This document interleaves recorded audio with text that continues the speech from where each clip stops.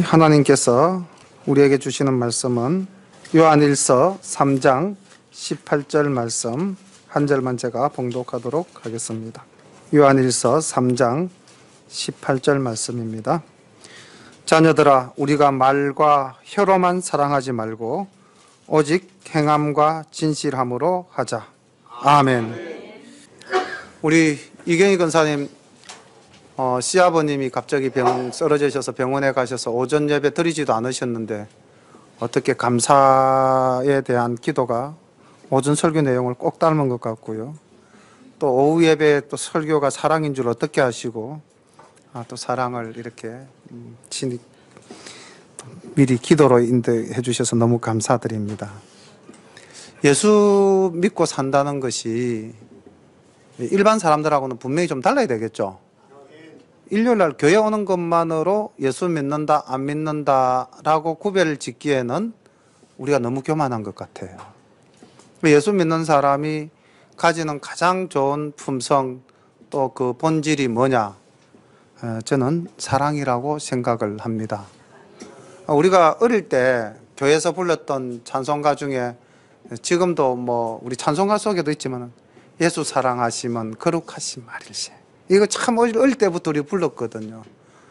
주님께서 우리를 참 사랑하시는데 우리 그 찬송 한번 부르고 말씀 듣겠습니다. 찬송가 411장으로 제가 알고 있습니다. 맞아야 될 텐데 맞습니까? 특히 우리가 이 찬송 중에서 3절이 저는 제일 은혜가 되더라고요. 내가 연약할수록 나를 더욱 기이 여기시고 높은 보좌 위에서 낮은 나를 바라보시는 우리 주님의 사랑을 우리 함께 한번 찬양 드리고 말씀을 나누겠습니다.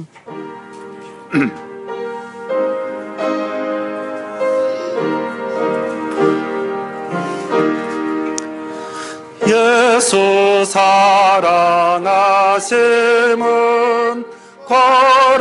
거룩하신 말일세,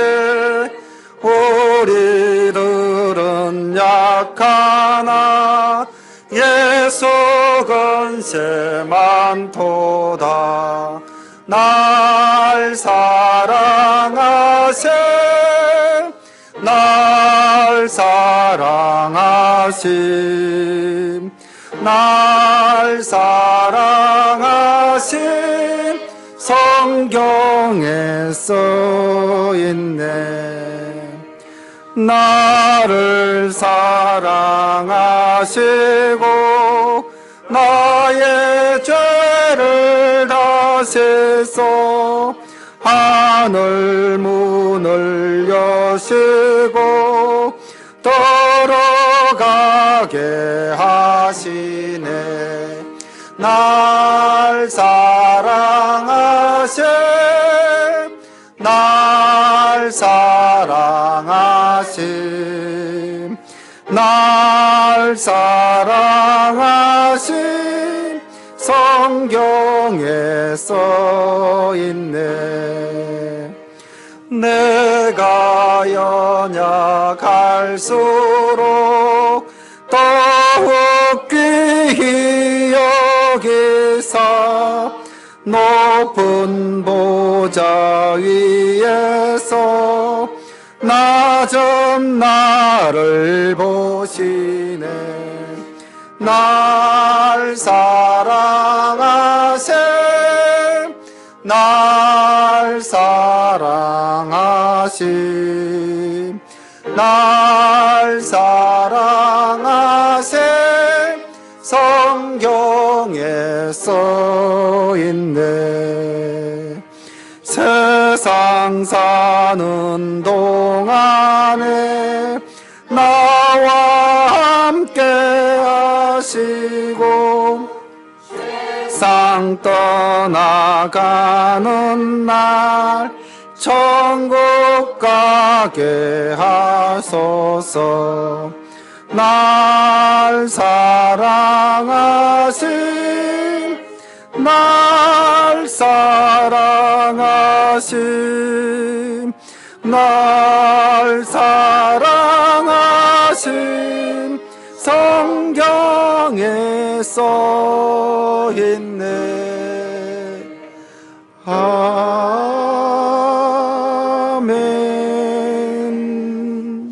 우리가 이 세상에서 약하게 보이면은 세상 사람들은 우리를 어떻게 하면은 짓밟을까, 어떻게 하면 더 이용할 수 있을까, 이게 세상 일인데 우리 예수님은 우리가 연약하면 연약해 질수록 우리를 더욱더 기히 여기시고 큰 높은 보좌에서 보잘것없는 우리들을 위해서 이 땅에 내려오셔서 목숨을 버리시는 그 큰 사랑을 보여주셨습니다. 우리가 이 사랑을 알고 이 사랑을 믿음에도 불구하고 오늘날 교회 안에 정말 참 사랑이 있는가, 그리고 우리가 이렇게 참 주님의 사랑을 찬양하지만은 과연 우리 속에 또 우리 교회 안에 정말로 사랑이 풍성한가, 우리 안에는 미움이 없는가, 우리 안에는 엉어리진 것이 없는가, 우리에게는 맺힌 것이 없는가. 올 한 해를 마무리하는 이 공예배로서는 마지막 시간인데 제가 오늘 이 설교를 잡은 이유는 용서하시고 들으십시오. 교회가 이제 조금씩 성장하고 교회가 든든히 자리를 잡으려고 하니까 마귀가 우리 교회를 많이 흔드는 것을 저는 발견하게 됩니다. 성도님 한 사람 한 사람도 때로는 그것을 느끼실 때도 있을 거고 또 뭐 아니겠지 하고 넘기실 수도 있겠지만은, 제가 우리 교회 표어를 교회는 한 가정이고 교회는 한 가족이라는 표어를 걸고, sharon 교회는 주님의 뜻을 따르는 교회로 표어를 걸었지만 제가 왜 이 표어를 걸었는가?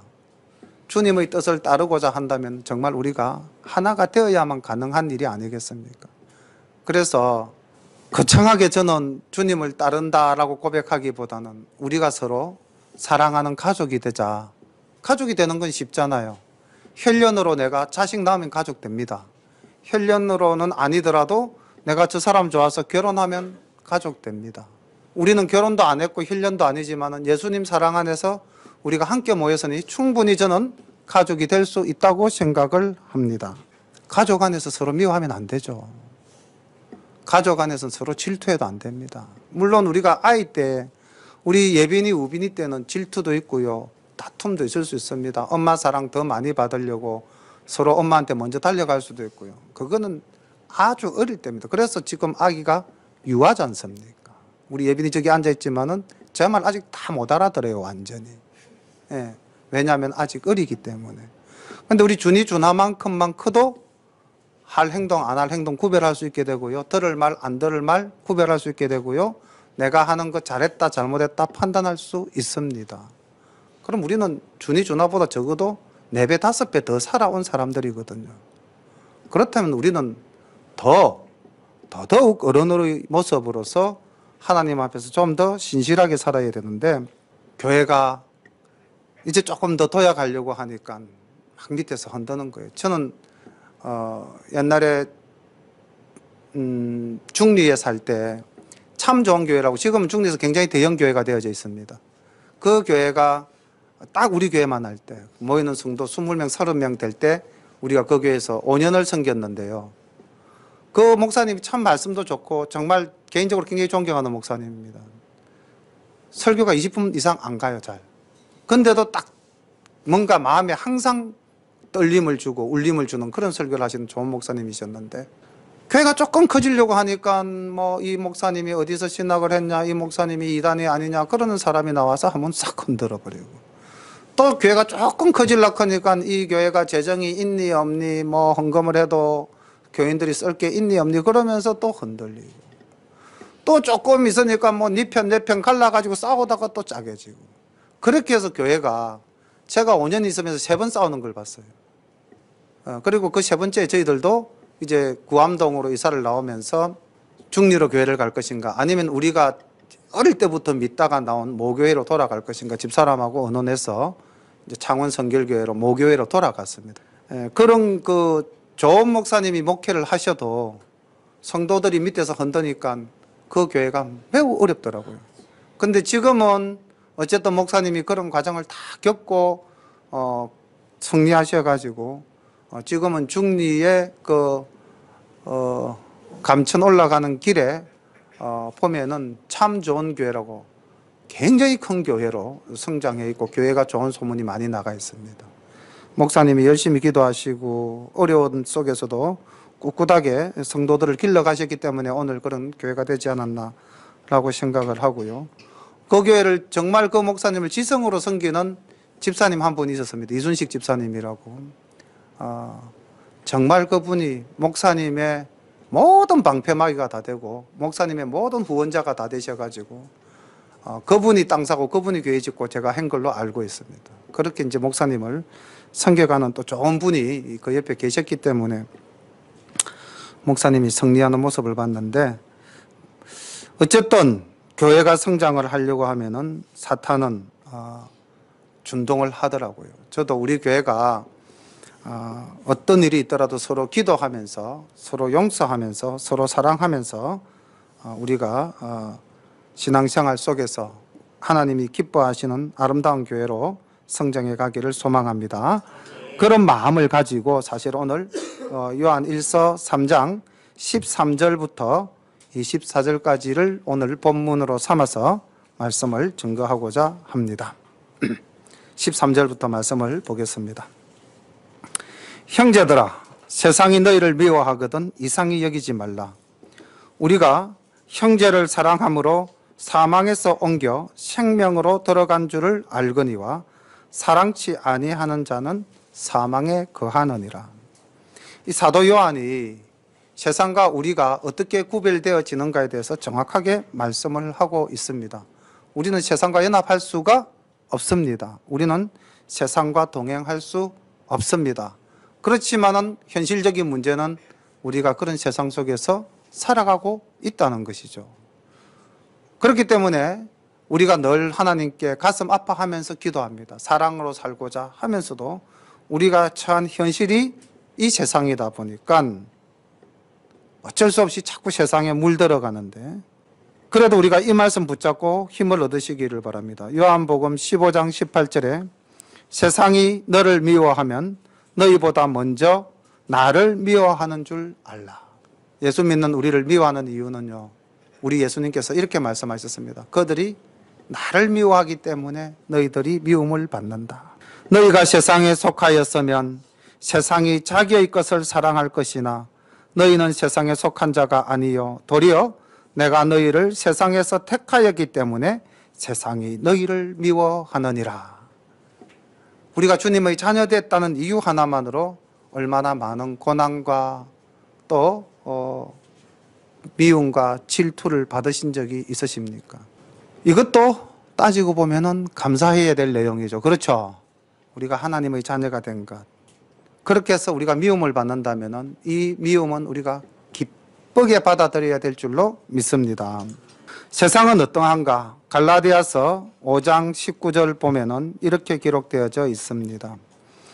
육체의 일은 분명하니 곧 음행과 더러운 것과 호색과 우상 숭배와 주술과 원수 맺는 것과 분쟁과 시기와 분냉과 당 짓는 것과 분열함과 이단과 투기와 술 취함과 방탕함과 또 그와 같은 것들이라.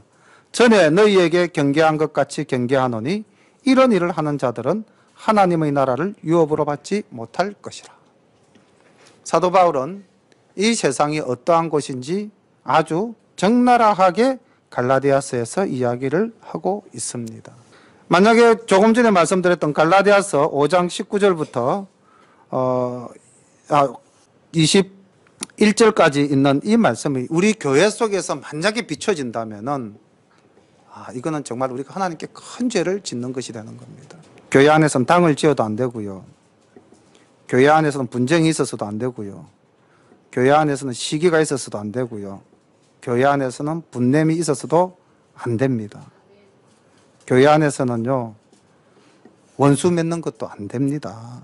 15절에 가면은 더 우리에게 충격을 주는 말씀이 나옵니다. 그 형제를 미워하는 자마다 살인하는 자니 살인하는 자마다 영생이 그 속에 거하지 아니하는 것을 너희가 아는 바라. 만약에 지금 내 마음속에 누구에 대한 미움이 있다면 이 시간 바로 자복하고 회개하시기를 바랍니다. 그가 우리를 위하여 목숨을 버리셨으니 우리가 이로써 사랑을 알고 우리도 형제를 위하여 목숨을 버리는 것이 마땅하니라. 내가 죽어야 됩니다. 사람은 사람마다 다 자기 자존심이라는 게 있습니다. 지난번에도 한번 말씀을 드렸지만은 좋은 말로는 자존심이지만은 나쁜 말로는 교만함으로 갈 수도 있는 게 자존심입니다. 내가 낸데 이게 자존심이죠. 자존감은 있어야 됩니다. 나는 하나님의 사랑받는 하나님의 자녀다. 이 자존감은 있어야 됩니다. 그렇지만은 거기서 더 나아가서 내가 낸데라는 이 자존심은 우리는 하나님 앞에서는 버려야 됩니다. 모르겠습니다. 우리가 세상을 살아가면서 세상 사람들과 부딪히다 보면은 어쩔 수 없이 우리 자존심을 내세워야 될 때도 있습니다. 저도 지나온 세월을 보니까 참 바깥 사람들이 볼 때는 자존심 센 사람 중에 한 사람으로 살아오지 않았나 그런 생각이 듭니다. 저의 과거 비리를 잘 아는 이경희 근사님이 이 자리에 앉아 계시거든요. 그 남편 되시는 하재현 지금 우리 교회는 아직 안 오고 있지만 언젠가는 올 거라고 믿습니다만은 하재현 선생님이랑 경상고등학교에서 28년간 같이 국어과에서 교직 생활을 했거든요. 제가 처음 경상고등학교 올 때 하재현 쌤은 마산여상에 있다가 같이 경상고등학교 첫 해부터 지금까지 같이 이렇게 생활을 했는데 철없던 그 시절에 제가 자존심을 세워가지고 굉장히 뻣뻣하게 굴었던 것 같습니다. 근데 그것도 결국은 제가 보니까 교만함에서부터 비롯되어졌던 것 같아요. 내가 낸데, 내가 어떤 대학을 나왔는데, 내가 장교 출신인데, 내가 이런 거 있지 않습니까? 어깨 딱 하면 쫙 이라는 거. 아마 그때 그런 것들이 굉장히 많았던 것 같아요. 저는 겸손하게 한다 생각을 했는데, 주변 분들이 볼 때는 건방지다. 그런 말씀을 많이 하셨던 걸로 제 기억 속에도 남아 있습니다. 그게 내가 낸 데에서부터 비롯된 것이거든요. 제가 좀 많이 깨어진 거는 신학 공부하고 또 상담 공부하고 이러면서 이제 제 자신을 자꾸 낮추는 법을 배웠습니다. 그래서 국어라는 교과목을 가지고 있다가 상담이라는 교과목을 하면서 주님 사랑을 참 많이 배운 것 같아요. 오늘 찬송가처럼 높은 보좌 위에서 낮은 나를 보시고 이 땅에 내려오신 그 주님의 사랑을 많이 깨닫게 된 게, 체험하게 된 게 국어교사에서 상담교사로 가면. 그리고 또 하나님의 일을 이제 맡기 위해서 내 자신을 조금 더 내려놓았을 때에 그때 제가 자존심을 좀 많이 버린 것 같아요. 지금은 좀 자존심 덜 세웁니다. 혹시 제가 성도님들 앞에서 자존심 세우는 거 봤습니까? 예, 보셨군요. 아직도 제가 좀 덜 떨어졌습니다. 예. 가급적이면은 자존심 낮추려고 애를 많이 씁니다. 15절 말씀이 얼마나 큰 울림으로 우리에게 다가옵니까? 형제를 미워하는 자마다 살인하는 자다. 예수님께서 마태복음에서 이렇게 말씀을 하셨습니다. 마태복음 5장 22절에 우리 주님께서 어떻게 말씀하셨냐면요. 이 주님이 직접 하신 말씀이십니다. 우리가 주님의 제자요, 주님을 사랑한다고 고백한다면 이 22절부터 주신 말씀을 우리 가슴속 깊이 새겨야 될 것입니다. 나는 너희에게 이르노니 형제에게 노하는 자마다 심판을 받게 되고 형제를 대하여 나가라 하는 자는 공회에 잡혀가게 되고 미련한 놈이라 하는 자는 지옥불에 들어가게 되리라. 그러므로 예물을 제단에 들여다가 거기서 내 형제에게 원망 들을 만한 일이 있는 것이 생각나거든 예물을 제단 앞에 두고 먼저 가서 형제와 화목하고 그 후에 와서 예물을 드리라. 우리 주님께서 어떻게 말씀하셨냐면요, 예배보다도 더 중요한 것이 뭐라고 했습니까? 화해하는 겁니다. 화목하는 겁니다. 사랑하는 겁니다. 만약에 내 마음속에 상대방에 대한 미움이 있고 상대방에 대한 질투가 있고 상대방에 대한 시기가 있고 상대방을 용납하지 못하는 것이 내 마음속에 있는데 이 시간에 예배를 드린다. 하나님 기뻐 받으시지 않으신다는 것입니다. 하나님은 그보다도 무엇을 원하시는가? 화해하라고 이야기합니다. 요한복음에서 주님은 이렇게 말씀하셨습니다. 요한복음 15장 12절에 보면 내 계명은 곧 내가 너희를 사랑한 것 같이 너희도 서로 사랑하라 하는 이것이니라. 사람이 친구를 위하여 자기 목숨을 버리면 이보다 더 큰 사랑이 없나니 너희는 내가 명하는 대로 행하면 곧 나의 친구라. 우리 찬양 이렇게 부르지 않습니까? 위에 계신 나의 친구. 예수님을 우리가 친구라고 찬양한다면 예수님이 친구가 되기 위해서 우리는 어떻게 해야 됩니까? 내가 어떠한 사람을 위해서 목숨을 버릴 만한 사랑이 있을 때 그때 내가 너를 친구라 하겠다. 주님 이렇게 말씀하셨잖아요. 정말 내 가슴에 사랑의 용광로가 불타고 있습니까? 세상 사람들, 세상 다른 교회 성도님들 다 어떨런지 모르지만은 저는 꿈꾸는 우리 교회의 모습은 우리 교회 안에서는 시기와 질투가 없고요. 미움이 없는 교회를 만들고 싶은 게 제가 꿈꾸는 교회입니다. 저는 교회가 100명, 200명 모이는 거 절대 원하지 않습니다. 저는요, 우리 성도님들이 교회에 와서 다 행복하면 그 교회를 꿈꾸고 있습니다. 어느 한 분이라도 교회 와서 마음의 상처를 안고 가셨다면은 제가 꿈꾸는 교회의 모습이 아닙니다. 그럼 저는 실패한 목회가 되는 겁니다.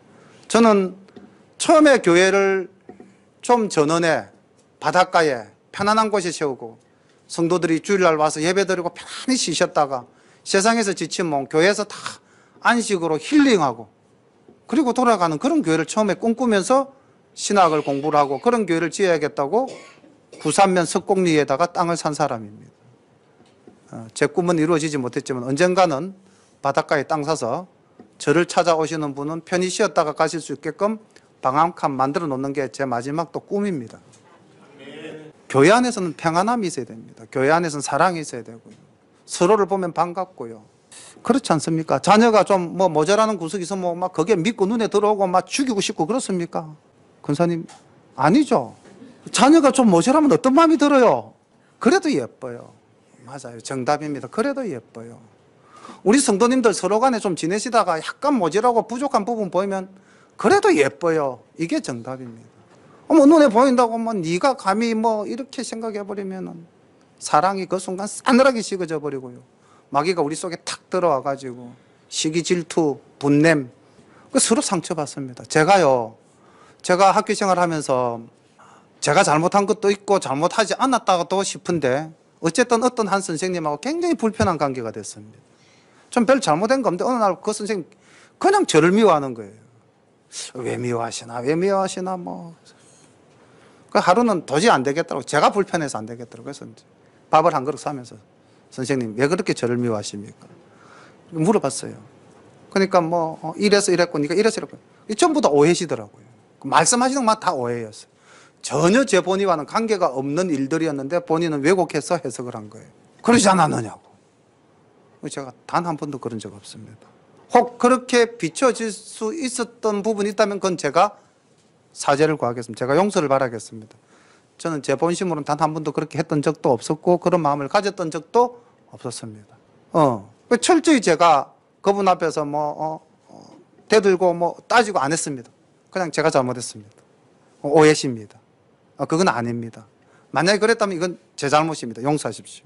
그 다음부터 제 마음이 편하더라고요. 그렇다고 해서 그분하고 죽고 못 사는 사이로 다시 되돌아가고 그런 건 아닙니다. 여전히 대면 저는 먼저 만나면 인사하는데 그분은 여전히 인사 받는 둥 마는 둥. 그래도 나는 오해도 풀었고 내가 사과도 했고 내 마음이 편하더라고요. 그때 저 하나 큰 거 배웠습니다. 내가 낮아지면 내가 편해지는구나. 내가 먼저 용서하면 내가 편해지는구나. 내가 먼저 사랑하면 내가 편해지는 이게 내 편해지는 거더라고요. 보니까. 그래서 우리 성도님들 이게 15절부터 16절 주신 이 두 말씀, 형제를 미워하는 자마다 살인하는 자고요. 형제를 위해서 목숨을 버리는 것이 마땅하다고 하신 이 말씀을 우리는 가슴 깊이 새겨야 할 것입니다. 바깥 사람들에 대해서 그렇게 해야 하는 우리인데 교회 안에서 그렇게 못한다면 이거는 정말 심각하죠. 교회 안에서만큼은 절대적으로 그런 일이 없어야 되겠습니다. 우리가 이제 2017년도는 개척의 원년이라면 2018년도는 교회가 이제 성장하는 또 원년이 될 수가 있는데 사랑으로 성장하는 우리 열린교회가 되기를 소망합니다. 17절 누가 이 세상 재물을 가지고 형제의 궁핍함을 보고도 도와줄 마음을 막으면 하나님의 사랑이 어찌 그 속에 거할까 보냐. 자녀들아 우리가 말과 혀로만 사랑하지 말고 오직 행함과 진실함으로 하자. 이로써 우리가 진리에 속한 줄을 알고 또 우리 마음을 주 앞에서 굳세게 하리로다. 이 말씀도 얼마나 은혜가 되는 말씀입니까? 성경 말씀에 특별히 사족 붙일 이유가 없습니다. 그냥 주신 말씀에 아멘 하면은 그 자체가 은혜입니다. 저는 말로도 사랑해야 된다고 생각합니다. 이 말이 굉장히 중요하거든요. 그 집사람하고 이렇게 살아오면서 뭐 이렇게 우리 크게 싸운 일은 없습니다. 뭐 주먹치고 뭐 이런 싸움 크게 한 적은 없는 것 같던데 또 집사람 입장에서는 뭐 그런 적이 많다 할 수도 있을지는 모르겠습니다만은, 근데 설사 예를 들면 우리가 살아오면서 이렇게 주먹 다짐을 했다고 가정을 합시다. 부부간에. 그렇게 해서 그 느낀 아픔이 오래가며 상처가 클까요? 아니면 정말 모진 말 한마디 그 가슴에 던져놓은 것이 오래가며 그 상처가 더 클까요? 어느 쪽이 더 클 것 같습니까? 한 대 맞아가지고 눈티 반티 된 그 아픔이 오래갈까요? 그 아픔은 멍이 빠지고 부부관계가 다시 좋아지면 내가 언제 아팠느냐, 그건 쉽게 잊혀질 수 있을 겁니다. 아마 육체적인 아픔은 그렇게 오래는 안 갈 것 같아요, 내 생각에. 근데 말로서 받은 상처는 아마 뭐 세상 사람들 흔히 쓰는 말로 하면 관뚜껑 닫히기 전까지 그 속에 남아 있을지도 모르겠습니다. 사실 말이 굉장히 험하거든요. 말이 굉장히 힘이 세거든요. 말은 그 사람의 인격이잖아요. 말은 그 사람이 생각하는 것이 다 말로서 나오는 거잖아요. 그래서 이 말이라는 게 단순한 게 아니에요. 그냥 지나가는 말이었는데 미안해. 이게 아닙니다. 이게 상처가 돼서 탁 박히면 지나가는 말이 아니라 깊이 박힌 말이 될 수밖에 없는 거잖아요. 그래서 저는 여기서 조금 더 나아가서 말로 먼저 사랑해야 됩니다. 좋은 말로서 사랑하는 표현을 해야 되고요. 그 다음 행함으로. 지금 여기 요한이 말한 것은 행함 없는 말에 대한 경고인데, 저는 말로도 사랑해야 되고 행함으로도 사랑해야 된다고 생각합니다. 이 둘은 필요 불가분의 관계로 같이 가야 됩니다. 이 부분에 대해서 야고보 선지자도 이렇게 말씀을 했습니다. 동일한 관점에서 말씀을 하셨는데요. 야고보서 2장 14절부터 말씀을 보면은, 내 형제들아, 만일 사람이 믿음이 있노라 하고 행함이 없으면 무슨 유익이 있으리요? 그 믿음이 능히 자기를 구원하겠느냐? 만일 형제나 자매가 헐벗고 일용할 양식이 없는데 너희 중에 누구든지 그에게 이르되 평안히 가라, 덥게 하라, 배부르게 하라 하며 그 몸에 쓸 것을 주지 아니하면 무슨 유익이 있으리요? 이와 같이 행함이 없는 믿음은 그 자체가 죽은 것이라. 오늘도 우리 본문에서도 그렇게 이야기하지 않습니까? 누가 형제의 궁핍함을 보고도 자기가 재물을 가지고 있으면서 도와주지 않으면 그 안에 사랑이 없다는 겁니다. 살면서 깨친 것 중에 하나가 처음 마음이 참사랑이다, 이런 생각을 가끔씩 해봅니다. 어떤 분을 만났어요. 내가 저분을 딱 처음 만났을 때 저분한테 내가 이렇게 해줘야지, 딱 처음 마음을 먹었습니다. 근데 조금 있다 생각, 꼭 그렇게까지 내가 해야 되나, 오늘 처음 봤는데, 반으로 줄이지 뭐. 두 번째 마음이 들어오는 겁니다. 그렇죠? 어느 게 참사랑일까요? 처음 걸까요? 두 번째 걸까요? 처음 겁니다. 처음 사랑이 참사랑입니다. 그러니까 우리가 항상 처음 마음을 가지고 살아야 돼요. 조금 지내다 보니까 아니네, 그럼 잘라야 되겠다. 이거는 벌써 사탄이 들어와서 준동을 한 겁니다. 그래서 우리가 우리의 손을 뻗어서 구제할 능력이 있다면 그것도 다 주님께서 주신 것이지 않습니까? 베풀어야 됩니다. 아낌없이 베풀어야 됩니다. 이것이 곧 누구에게 한 것일까요? 하나님께 한 겁니다. 마태복음 25장 40절 보면 잘 아시죠? 천국의 비유 중에서 예수님이 이렇게 말씀하셨습니다. 임금이 대답하여 이르시되 내가 진실로 진실로 너희에게 이르노니 너희가 여기 내 형제 중에 지극히 작은 자 하나에게 한 것이 곧 나에게 한 것이니라 하시고, 마지막 날 심판하실 때에, 천국과 지옥을 심판할 때에 너는 이리 오너라, 너는 내가 굶주리실 때 먹였고 내가 헐벗을 때 입혔고 내가 옥에서 고생할 때 네가 나를 도왔고. 주님, 제가 언제 그랬습니까? 저 그런 적 없는데요. 아니다, 얘야, 네가 이 소자에게 한 것이 곧 나에게 한 것이다 라고 하시면서 결론으로 주신 말씀이 바로 이 말씀이죠. 너희가 여기 내 형제 중에 지극히 작은 자 하나에게 한 것이 내게 곧 한 것이다. 45절에 가면은 반대 분류에 있는 사람에게 하신 말씀입니다.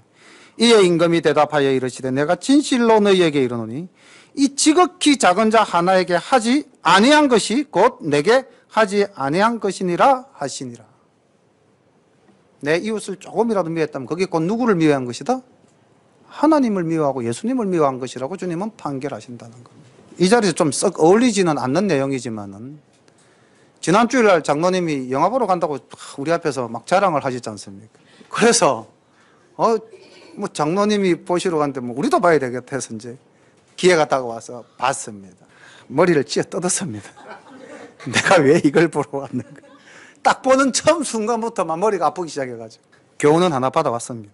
우리가 믿지 않는 다른 교회에서도 이 땅을 어떻게 살아라고 저렇게 영화를 만들어서 퍼뜨리고 있는데 그게 불교 영화거든요. 나는 신과 함께 죄와 벌 이렇게 했어요. 우리 뭐 기독교 영화인 줄 알았어요. 죄와 벌, 뭐 도스토예프스키의 또 제목도 있잖아요. 그 도스토예프스키나 뭐 톨스토이나 다 또 우리 기독교 문화 속에서 이제 성장하셨던 작가들이기 때문에 뭔가 이렇게 기대를 하고 갔는데 이게 무엇이 불교 이야기가 49자가 나오고 막 그러더라고요. 근데 거기에서 제가 우리가 늘 생각해야 될 것, 오늘 우리가 생각하고 우리가 행하는 이 모든 것은 하나님은 다 보고 계신다, 안 보고 계신다? 보고 계신다. 불교에서도 다 보고 있더라고요. 그 쫙 스크린 펼쳐가지고 네가 이랬잖아 딱 보여주더라고요. 그 영화에서. 내가 지금 마음 하나 잘못 가지는 것 하나님 앞에 죄짓는 거고요. 하나님이 보시고요. 하나님이 마지막에 심판하실 때에 근거가 되는 겁니다. 20절부터 말씀을 봅니다.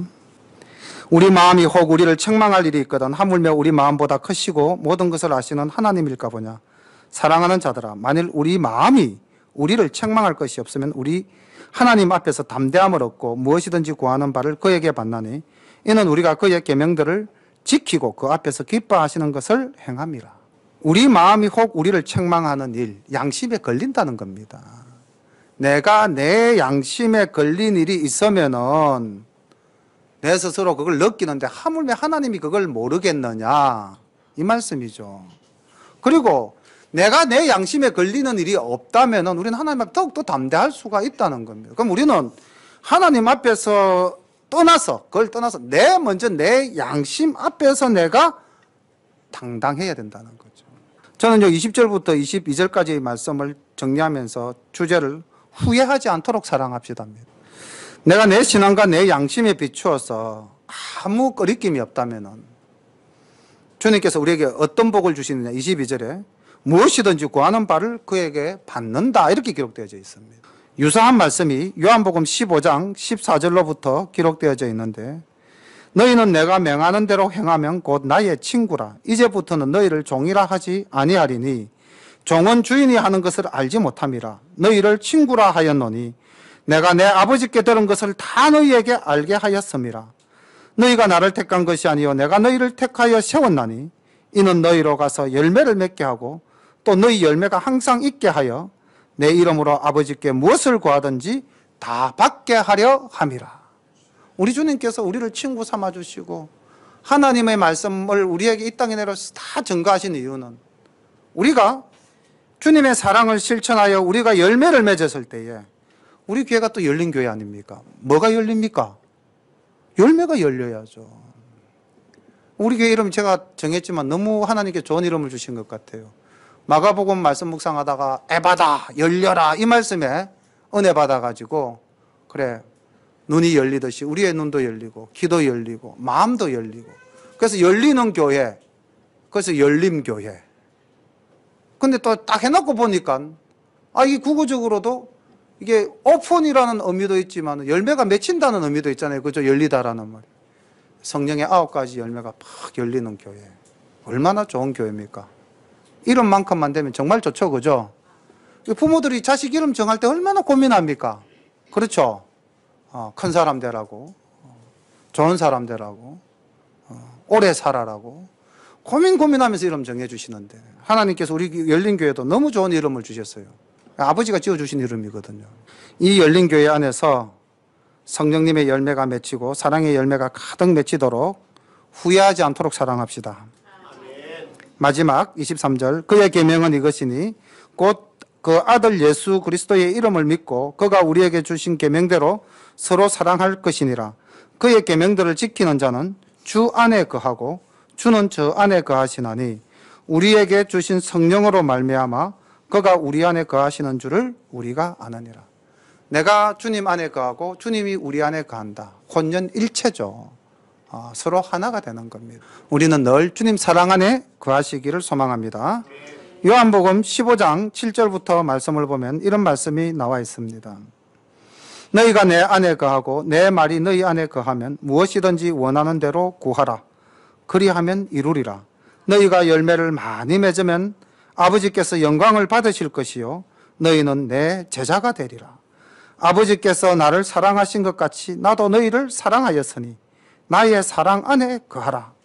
내가 아버지의 계명을 지켜 그의 사랑 안에 거하는 것 같이 너희도 내 계명을 지키면 내 사랑 안에 거하리라. 내가 이것을 너희에게 이름은 내 기쁨이 너희 안에 있어 너희 기쁨을 충만하게 하려 함이니라. 아멘. 주님께서 주시는 기쁨이 충만한 삶을 우리가 살기를 소망한다면 우리는 주님 사랑 안에 거해야 되고요. 주님의 사랑을 우리가 실천해야 됩니다. 오늘 이 요한 1서 3장 13절부터 24절 말씀까지를 묵상하시면서 또 요한복음 15장 말씀을 함께 묵상하시면서 주님께서 우리에게 베풀어 주신 그 큰 사랑을 생각하시면서 하나님이신 예수님이 우리를 사랑해서 이 땅에 내려오신 것도 감격할 일인데 그분이 우리를 위해서 세상의 모든 고난을 다 당하셨고요. 죄인들을 매달아 죽이는 그 나무 십자가에 달리셔가지고 우리의 죄를 다 대속해 주셨는데 우리가 그 은혜를 받고 그 은혜를 알고 사는데 우리가 형제를 나가 바보야 이 말도 해서는 안 되고요. 야, 이 미련한 놈아 이래서도 안 된다고 주님은 말씀하셨는데 우리가 우리 가족을 미워하고 질투하고 시기하고 편을 가르고 이런 일이 절대로 우리 교회 안에서는 있어서는 안 될 겁니다. 우리는 모두가 하나입니다. 우리는 모두가 하나님의 자녀입니다. 우리는 어떤 관계죠? 형제입니다. 형제입니다. 아버지 하나님을 섬기는 우리는 형제입니다. 저도 여러분들의 형제. 우린 다 형제예요. 이 시간 우리 모두 이제 내 자신을 겸손히 주님 앞에 내려놓고 악하고 추한 것들 다 비우고 하나님 사랑을 가득 채우는 우리들 되게 하여 주옵소서. 합심으로 함께 기도드리겠습니다. 사랑의 아버지 하나님, 올 2017년 주님 하나님 은혜 속에서 참으로 복받고 살아왔습니다마는 아버지 하나님 우리 마음속에 사랑이 부족하였음을 이 시간 고백합니다. 하나님 정말 내가 내라는 것을 너무 내세우다 보니 조금만 상처를 주어도 아버지 분을 내며 조금만 상처를 주어도 발끈하여 아버지 하나님 아내에게나 자식에게나 형제에게나 성도님들에게 아버지 하나님 죄를 지은 것이 너무나 많습니다. 하나님 내 죄를 용서하여 주시옵시고 정말 오직 주님의 사랑으로 이 모든 것을 채울 수 있도록 더욱더 하나님 앞에 겸손히 아버지 제 자신을 내려놓는 아버지 아들이 될 수 있도록 인도하여 주시기를 간절히 바라옵고 원하옵나이다. 하나님 아버지 우리 교회를 세우게 하시고 이 안에 아버지 열린 교회를 인도하여 주셨사오니 교회는 한 가정, 교회는 한 가정, 교회는 한 가족이라는 아버지 이 구호를 우리가 정말 실현하기 위해서라도 우리가 서로를 사랑하며 서로를 돌아보며 서로를 위로하며 서로를 격려하며 서로를 배려하며 서로를 인정한 우리 모두가 될 수 있도록 인도해 주시기를 간절히 바라옵고 원하옵나이다. 아버지 하나님 우리가 주님 안에서 사랑하는 주님 안에서 한 형제요 자매가 되었사오니 아버지 하나님 우리가 모두 다 사랑으로 충만한 가족이 되게 인도해 주시옵시며 제자들의 발을 씻긴 예수님의 그 사랑을 본받는 우리 모두가 될 수 있도록 인도하여 주옵소서. 예수님의 이름으로 감사하며 기도드리옵나이다. 아멘. 사랑의 아버지 하나님 은혜를 감사합니다. 우리가 늘 기도할 때마다 사랑의 아버지 하나님 이렇게 부르는데 아버지 하나님 하나님은 사랑이신데 우리 주님은 사랑이신데 자녀된 저희들에게 사랑이 부족하였음을 고백합니다. 주님 사랑으로 가득 채워 주옵소서. 아버지 하나님 2017년 잘못되고 묵은 것 다 이제 내려놓고 아버지 하나님 내년에는 새 사람으로 변화되어 하나님 앞에서 온전한 생활을 할 수 있도록 우리 모두를 붙들어 주옵소서. 하나님 아버지 우리 속에 거리낌이 있거나 우리 속에 하나님 아버지 무거운 것이 있다면은 이제 아버지 서로를 만나서 그 모든 것을 다 내려놓는 용기를 허락하여 주시옵시고 내가 예물을 하나님께 드리기 전에 먼저 형제와 화해하고 오라는 그 주님의 말씀을 아버지 이해가 다가기 전에 실천하는 우리 모두가 될 수 있도록 인도하여 주옵소서. 남은 시간 우리 주님께서 사랑으로 우리를 충만하게 채워주실 줄 믿사옵고 예수님 이름 받들어 감사하며 기도드립니다. 아멘.